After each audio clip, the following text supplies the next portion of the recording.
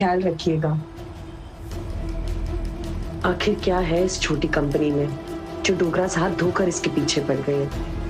पहले मेरे जरिए ये कंपनी हड़पने की कोशिश की और उसी के चलते कुनाल से मेरी शादी करवाई, और अब कामिनी के जरिए ये कंपनी पाना चाहते हैं।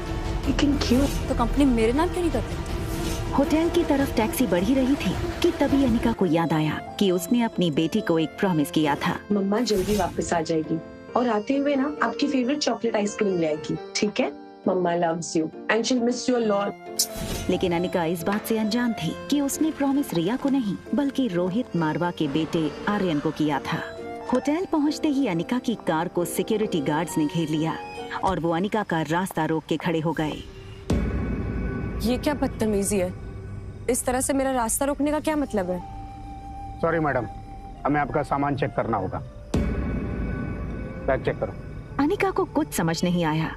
उसके पास सिर्फ एक पर्स और चॉकलेट आइसक्रीम थी।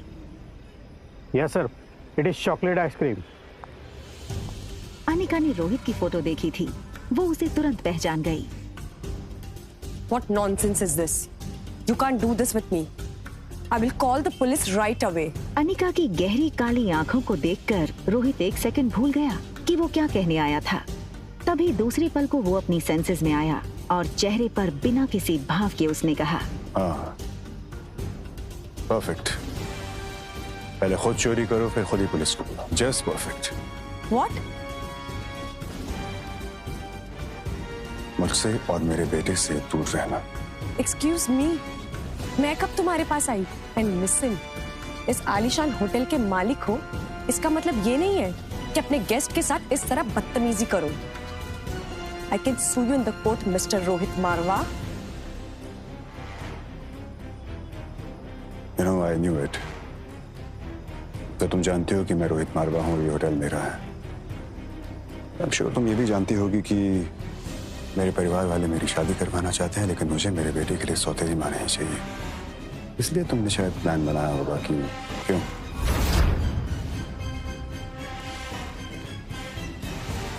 Just stay away from my son. Right?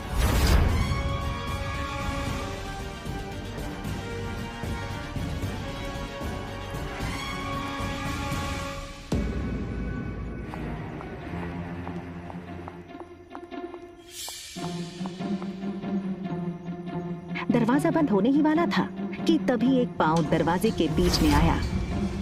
ये लड़का और कोई नहीं बल्कि रोहित मारवा का कजन भाई सनी था। Think something out of the box. आप ही की तरह काफी लड़कियां पहले भी कोशिश कर चुकी हैं, ये तरीका भी पहले अपना चुकी हैं, लेकिन जो मेरे भैया है ना, वो बहुत स्ट्रिक्ट है। वो किसी से मिलते ही नहीं है और ना ही उनसे या फिर आर्यन से कोई मिल सकता है मेरे सिवा।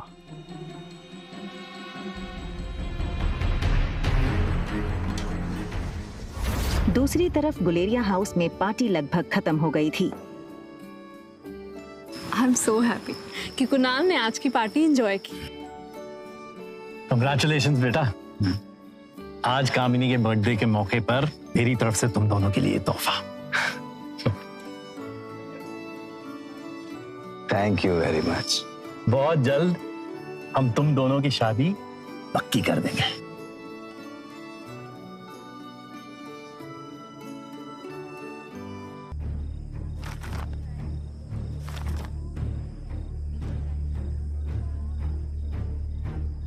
ये क्या है? ये सिर्फ डिवोर्स पेपर्स है।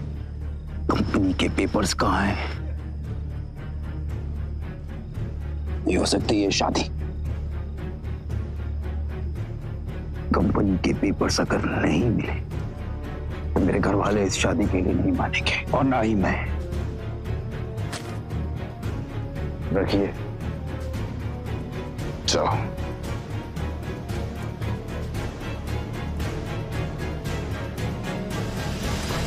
दिल मिलाई अनिका को ये समझ नहीं आ रहा था नीचे लॉबी में उसके साथ क्या हुआ और क्यों हुआ। उसने होटल बदलने का मन बना लिया और रिया को लेने बेडरूम में गई, पर रिया को इस तरह देखकर अनिका का गुस्सा एक सेकंड में शांत हो गया। वो रिया के माथे को चूमती है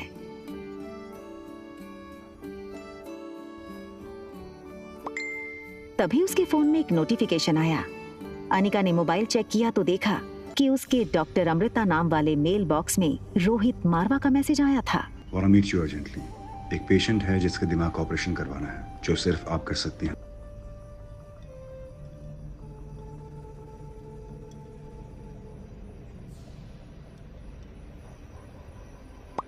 दिमाग का इलाज पहले आपको करवाना चाहिए।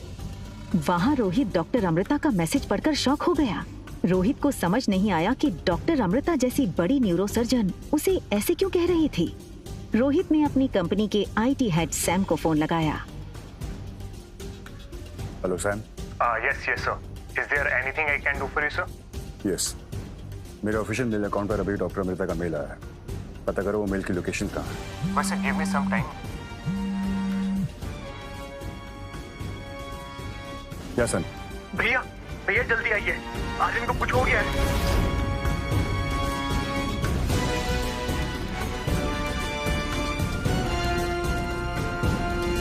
रोहित ने लिफ्ट में टॉप फ्लोर का बटन दबाया, मगर आज उसे अपनी लिफ्ट की स्पीड बहुत स्लो लग रही थी।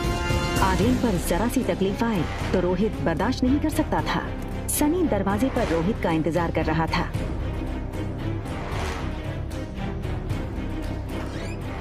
आर्यन गहरी नींद में था और वो नींद में एक ही चीज बोले जा रहा था, मम्मा चॉकलेट आइसक्रीम, मम्मा चॉकलेट आइसक्रीम।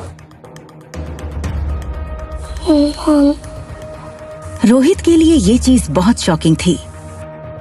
रोहित ने आर्यन को माँ और बाप दोनों का प्यार दिया था, फिर आज ही अचानक आर्यन नींद में अपनी माँ को क्यों याद कर रहा था। ब्रो, मैंने ना इंटरनेट पे एक वीडियो देखा था जिसमें एक लेडी 7 साल के बच्चे को ये यकीन दिलाती है कि पिछले जन्म में वो उसका बेटा था और वो बच्चा अपनी असली माँ को छोड़कर उस लेडी के साथ चला जाता है। तुम कहना क्या चाहते हो? ब्रो, वो सामने वाली ब्यूटीफुल सी दीदी, उनसे मिलने के बाद आर्यन का बिहेवियर काफी चेंज हो गया है। तुमसे कितनी बार कहा है कि टेक्नोलॉजी का सही इस्तेमाल किया करो। दिन भर या तो वीडियो गेम्स खेलते रहते हो या फिर ये वाहियात वीडियोस देखते रहते हो। तुम्हारे भी सोने के वक्त हो गए, जाके सो जाओ। सनी की बात रोहित के दिल में शक गड़ा चुकी थी। क्या सचमुच वो लड़की आर्यन के इमोशंस के साथ खेलकर उस तक पहुंचना चाहती थी, या वो सिर्फ एक कोइंसिडेंस था? एक तरफ आर्यन के मुंह से मम्मी सुनकर रोहित परेशान था और दूसरी तरफ अनिका सोच रही थी कि आखिर उसके खोए हुए बेटे को कैसे ढूंढे, किससे मदद मांगे। इन 6 सालों में अनिका ने सारे गुमशुदा बच्चों की पूरी जानकारी इकट्ठा की हुई थी। अनिका उस इंसान तक पहुंचना चाहती थी जिसने उसके बेटे को हॉस्पिटल से किडनैप किया था, लेकिन कोई भी सुराग उसके हाथ नहीं लग रहा था। एक बार उसने बैंगलोर से कॉल करके मनाली पुलिस को कंप्लेंट की थी, मगर छानबीन में पाया गया कि ना तो हॉस्पिटल में उसके जुड़वा बच्चे पैदा होने का कोई रिकॉर्ड था और ना कोई गवाह था जिससे ये साबित होता कि अनिका ने जुड़वा बच्चों को जन्म दिया था। मैडम, जो बच्चा कभी जन्मा ही नहीं, वो गायब कैसे हो सकता है? वो ये सब सोच ही रही थी, तभी अनिका को याद आया कि उसकी स्कूल का एक दोस्त पंकज इन दिनों मनाली पुलिस में सब इंस्पेक्टर है। हेलो पंकज, अनिका बोल रही हूँ। Hi Anika, how are you? Anika ने पंकज को अपनी कहानी बताई कि कैसे एक आदमी ने डिलीवरी के तुरंत बाद हॉस्पिटल से उसका बच्चा चुराया था। प्लीज कुछ करो ना, कोई तो रास्ता होगा जिससे मैं अपने बेटे तक पहुंच सकूं।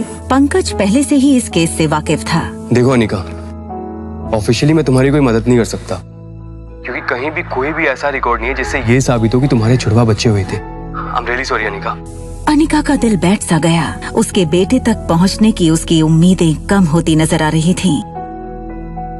देखो अनिका, मैं एक बात कह सकता हूँ ऑफ द रिकॉर्ड, मनाली में जितने भी बुरे काम होते हैं, चाहे वो किडनैपिंग ही क्यों ना हो, उन सब के पीछे कहीं ना कहीं तुम्हारे ससुराल वालों का हाथ होता ही होता है। डोगरा खानदान। पंकज के फोन रखने के बाद से अनिका गहरी सोच में डूब गई कि डोगरा खानदान से उसके बेटे की इंफॉर्मेशन आखिर कैसे निकाली जाए। तभी उसे एक आइडिया आया और उस आइडिया का नाम था Kunal Dogra. Hi miss gorgeous.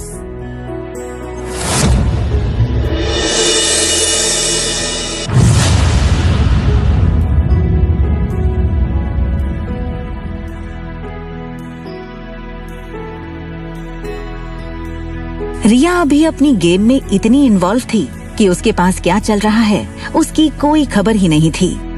देखो बेटा, मम्मी 2-3 घंटे में आ जाएगी। अगर किसी भी चीज की जरूरत पड़े ना तो होटल के रूम सर्विस को कॉल कर देना। Okay okay, bye bye. Riya छोटी थी लेकिन अपनी उम्र के बच्चों से काफी ज्यादा स्मार्ट थी। उसको अक्सर अकेली रहने की आदत थी।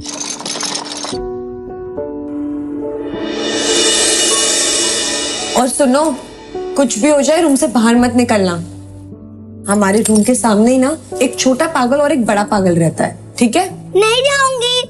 Love you, bye bye.